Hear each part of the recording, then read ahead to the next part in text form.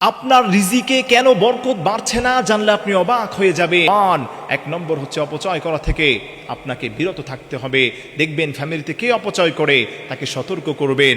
Number 2, আপনি শুকর আদায় করার চেষ্টা করবেন।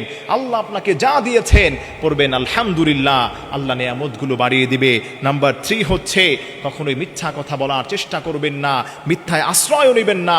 যে মানুষটা বেশি বেশি মিথ্যা কথা বলে রহমতের ফেরেশতারা তার থেকে 70,000 গজ দূরে সরে যায়।